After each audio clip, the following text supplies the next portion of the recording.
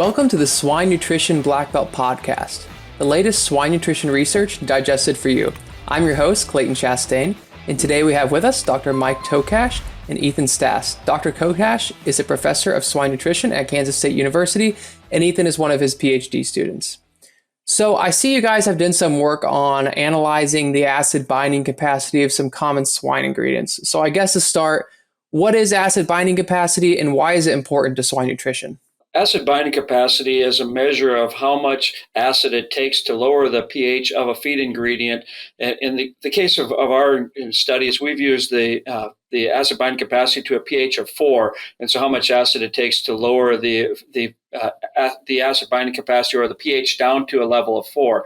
So I'll let Ethan talk about the individual ingredients and what he has found. But the big picture of this research is that we're trying to learn ways that we can reduce the impact of the diet on the pig's gut and how much acid it has to produce. One of the biggest reasons we're doing this is to try to reduce the amount of zinc oxide that we use in diets or to help with reducing diarrhea even in the face of high zinc oxide use. Gotcha. So based on what you mentioned, and Ethan, I'll let you cover this one, how do you then measure the acid binding capacity for these ingredients? Yeah, so we take half a gram sample of an ingredient, whether that's a cereal grain, protein source, or mineral or vitamin source. We take half a gram sample of that. We suspend that in 50 milliliters of distilled deionized water. We place that on a stir plate with a magnetic stir bar to suspend that ingredient in solution. And then we do titrations where we add 0.1 normal hydrochloric acid in anywhere from 0.1 to 5 milliliters, depending on the ingredient. And then once a stable pH of 4 is reached, then we do a simple calculation where we take 0.1 normal, so the concentration of that acid multiplied by the milliliters of hydrochloric acid added, multiplied by 2,000 to get that half gram sample on a kilogram basis. And that gives us our ABC4 value of our ingredients.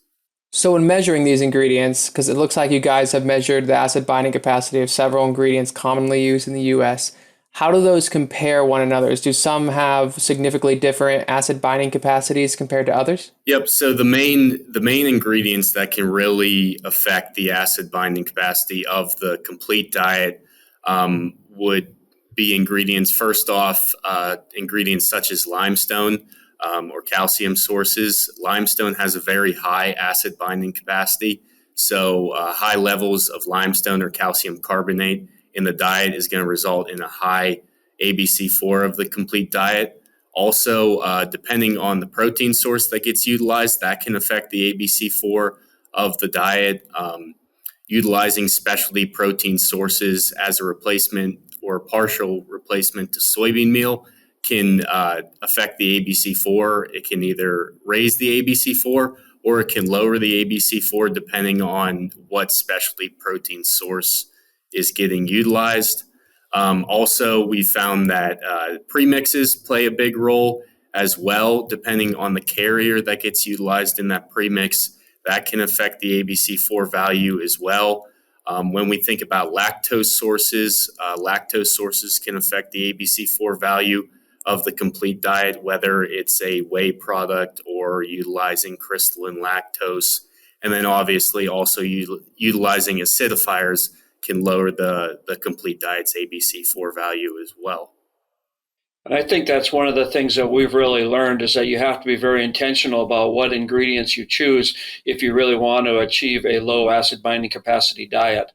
And I think that's where Ethan's done a number of research trials that he's looked at the titrating acid binding capacity and looking at whether particular ingredients are needed. But I think the biggest take-home point is that we need to have a low acid binding capacity of that diet. And Ethan, if you want to explain just a little bit of the titration trials that you've done. Yep. So we've done a few trials up to this point where we formulate to start to a low acid binding capacity. So formulating the range we're trying to accomplish for the first 7 to 10 days post weaning. We try to be around 150 to 200 milliequivalents per kilogram. And then for approximately day 7 to 21 or day 10 to 24 post-weaning, we bump that ABC4 value up to by approximately 50 milliequivalents per kilogram. We've done a number of trials where we've titrated the ABC4 values, so started off at low ABC4 values and progressively increased the ABC4 value of the diet. And what we found is pretty consistently, we see an improvement in feed efficiency, that those pigs on the low ABC4 diets are utilizing their nutrients more efficiently than the higher ABC4 diets. And also pretty consistently, we see an increase in fecal dry matter with lower ABC4 diets. So in the pigs that are fed diets with low ABC4 values, they typically have lower diarrhea occurrence and firmer feces than pigs that are fed higher ABC4 diets. So with some ingredients, I mean, you guys have looked at, when you're looking at the ABC4 value of different U.S. ingredients, when formulating swine diets, and depending on the location and logistics, whatever, some of those ingredients are going to be kind of unavoidable, right? I mean, corn and soybean meal are going to be the base of our diets for most locations in the U.S. So when formulating diets on that, how much wiggle room do you think we really have to lower the acid binding capacity of the diet? Like I mentioned earlier, is you really have to be intentional about what ingredients you choose. We do know that you're going to have corn, and corn does not have a high acid binding capacity by itself. Soybean meal can, and so you have to be careful how much soybean meal. But I think one of the biggest things that we've learned is how much of your specialty protein sources and which sources you choose. They can range all the way from being a negative acid binding capacity to being a plus 800. And when we're talking about trying to make a diet that's in the 150 to 200 range, you can't use very much of an ingredient that's over 800 at a higher level and get there. And so I think that's one of the things that we've really learned is you can achieve some of those low levels. And Ethan, just for giving the listener just an idea, what's a normal diet in the U.S. if you ignore, before you started this work, what would we normally look at for acid binding capacity? Yep. So normal diets, based on my analysis in the U.S. right now, they're probably anywhere between 400 and 500 milliequivalents per kilogram. So pretty high in terms of ABC4 values than we'd like to formulate to. And one of the main reasons we're looking at these is again, trying to figure out if we can lower the level of zinc oxide that's used. We know that there's been regulations around the world that have reduced or eliminated the use of zinc oxide at high levels in nursery diets. That hasn't happened here in the U.S. yet, but we want to be ready in case it does. And they also, we've been testing this with other zinc sources, and we found that you can use lower levels of some of the other zinc sources in combination with the low acid binding capacity and actually achieve the same performance or better performance than what we've achieved with some of our high zinc oxide, especially as you look at the overall nursery phase. And that gets pretty exciting to me, as the possibility to maybe lower or remove zinc oxide at some point in the future without having the major sacrifice in performance.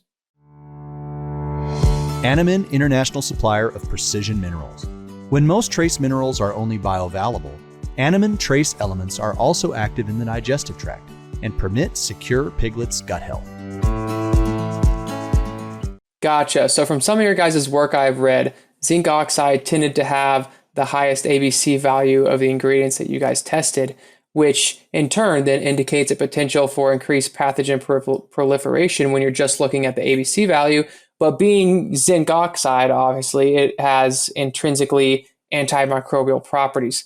So I guess my question then on that is, how large an effect do you think a decreased acid binding capacity has on antimicrobial properties of the feed? And do you think that could be enough to offset the negative effects that you get from reducing zinc oxide in the diet?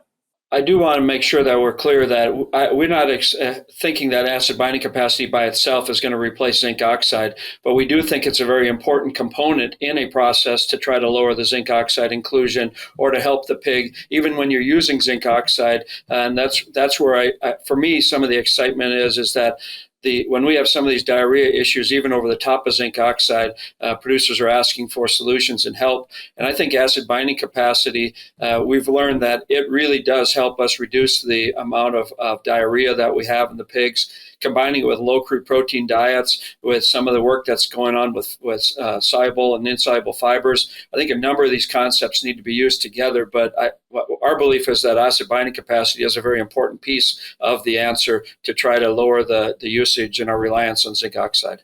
Gotcha. Well, I believe that's all the time we have today. So thanks again for coming on the show and sharing all this research with us.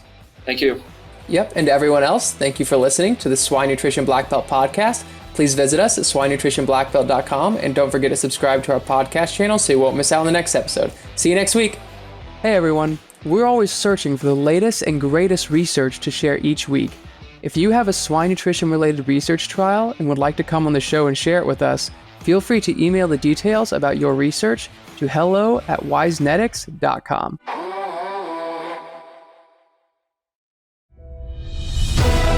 The journey of a hero has challenges, battles, and villains. But after the fight is won, new paths are open, and it's time to catch our breath and move forward. More powerful and super than ever. And you, hero of the swine industry, do you have your cape ready to take new flights? Swine Talks 2023, December 6th and 7th. Together, we're more super than any obstacle.